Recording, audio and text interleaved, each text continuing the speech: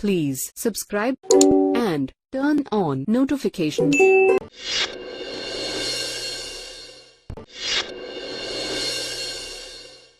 सआदत हसन मंटो उर्दू साहित्य का श्रेष्ठ हस्ताक्षर, बहुत ही चर्चित और विवादास्पद, जो धर्म, भाषा और देश से परे मानवता धर्म को आगे बढ़ाने वाला था।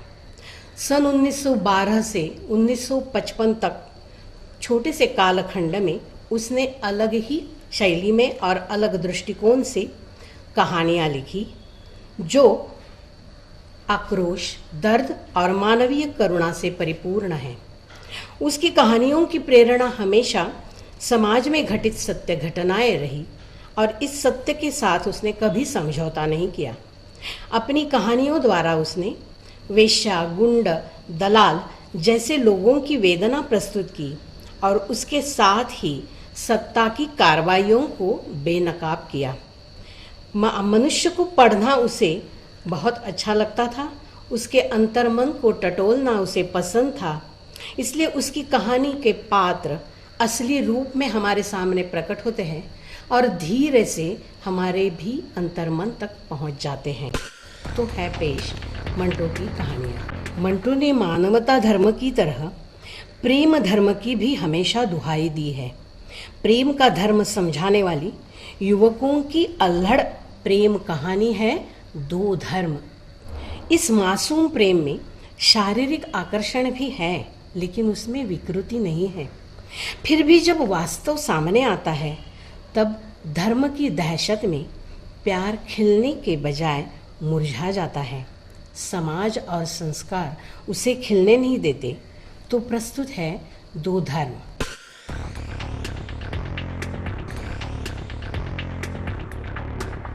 दोन धर्म। मुक्तारने शारदाला पहिल्यांदा खिडकीतून बघितलं होतं। तुटलेला पतंग घ्यायला तो गल्लीत गेला होता, तेव्हा त्याला खिडकीतून एक झलक दिसली। समोरच्या घराच्या वरच्या मजल्यावरील खिडकी उघडी होती। एक मुलगी हातात लोटा घेऊन आंघोळ करत होती। मुक्तारला आश्चर्य वाटलं की ही मुलगी कुठून आली, कारण समोरच्या घरात कोणीच मुलगी नव्हती। फक्त रूपकौर, तिचा पती कालूमल आणि तिची 3 मुलं। मुक्तारने पतंग उचलला आणि तो थबकला। मुलगी अतिशय सुंदर होती। तिच्या नग्न शरीरावर सोनेरी लव होती। त्यामध्ये अडकलेले पाण्याचे लहान लहान थेंब चमकत होते। तिचा रंग सावळा होता। सावळा सुद्धा नव्हे, तांबूस। पाण्याचे लहान लहान थेंब असे दिसत होते जणू तिचं शरीर वितळून एक एक थेंब पडतोय। मुक्तारनं खिडकीच्या दरवाजाच्या फटीवर आपली नजर भिडवली आणि त्या आंघोळ करणाऱ्या मुलीला आवडीने आणि बारकाईने बघू लागली। ती जास्तीत जास्त 16 वर्षांची असे। ओल्या छातीवर छोटे छोटे गोल स्तन, ज्यावर पाण्याचे थेंब ओघळत होते, खूप मोहक होते। ते बघून मुक्तारच्या मनात डोक्यात वासना निर्माण झाली नाही। एक सुंदर, तरुण, पूर्ण नग्न मुलगी त्याच्या डोळ्यासमोर होती। खरं तर मुक्तारमध्ये कामोत्तेजना भडकायला हवी होती, परंतु तो अगदी तल्लीन होऊन तिला बघत होता, जणू एखाद्या चित्रकाराचं चित्र बघत होता।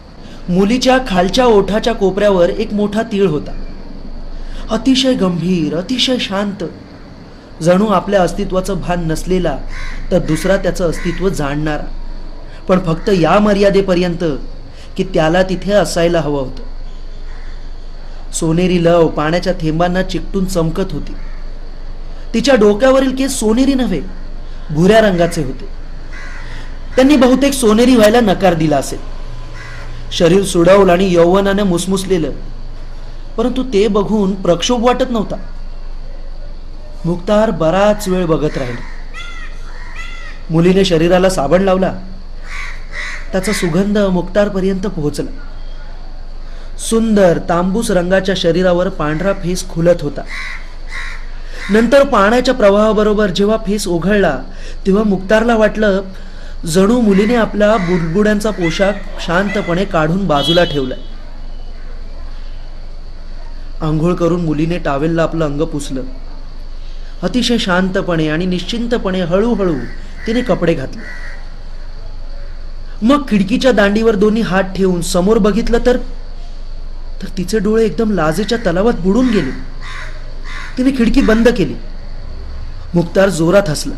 मुलीने पटकन खिडकी उघडली आणि रागाने गजांकडे बघितलं. माझी काही चूक नाही, तुम्ही खिडकी उघडी ठेवून का आंघोळ करत होतात? मुलगी काहीही बोलली नाही. रागाने खिडकीकडे बघितलं आणि खिडकी बंद केली. चौथ्या दिवशी रूपकौर आली. तिच्याबरोबर ही मुलगी होती. मुक्तारची आई आणि बहीण दोघी जणी शिवण आणि क्रोशियाच्या कामात निपुण होत्या.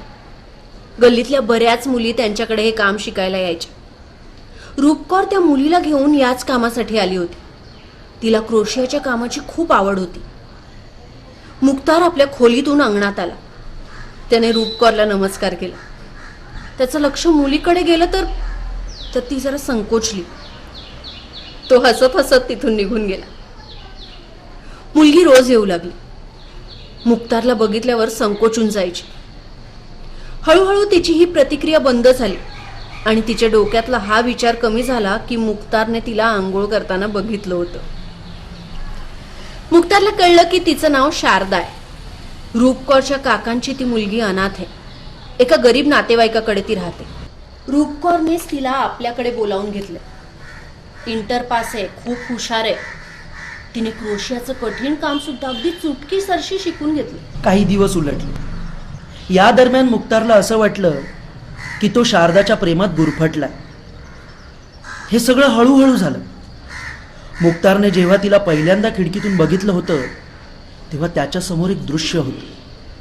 अतिशय मनमोहक दृश्य. परंतु आता शारदा हळूहळू त्याच्या हृदयावर विराजमान झाली.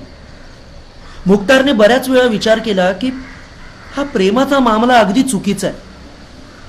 कारण शारदा हिंदू आहे आणि मुसलमान एका हिंदू मुलीवर प्रेम करण्याची हिंमत कशी काय करू शकतो? मुक्तारने स्वतःला खूप समजावलं, परंतु तो आपली प्रेम भावना नष्ट करू शकला नाही. आता शारदा त्याच्याशी बोलू लागली होती, परंतु मोकळेपणाने नव्हे.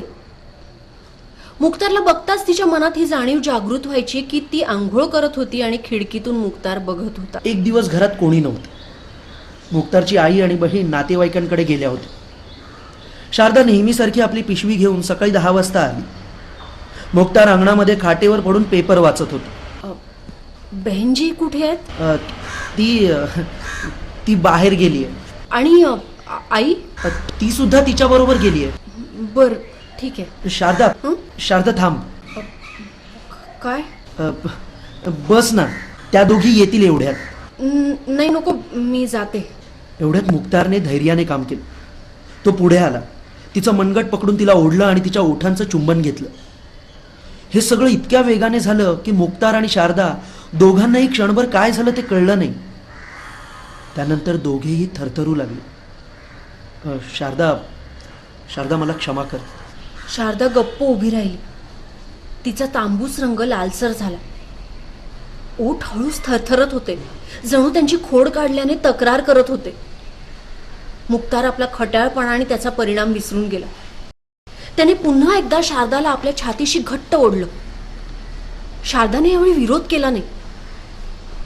ती कदाचित मूकपणे स्वतःलाच विचारत होती, हे काय झालं? हे काय होतंय? असं व्हायला हवं होतं का? असं आणखी कोणाचं झालंय का?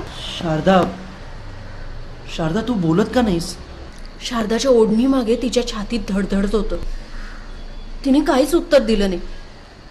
मुक्तारला तिचं हे गप्प बसणं चिंताजनक वाटलं. शारदा बोल. तुला जर माझं हे वागणं आवडलं नसेल तर मला सांग. खुदा कसम, मी क्षमा मागेन. नजर उचलून तुझ्याकडे बघणार नाही. मी कधीच अशी हिंमत केली नसती, परंतु मला काय झालं हे ठाऊक नाही. खरं तर माझं तुझ्यावर प्रेम आहे.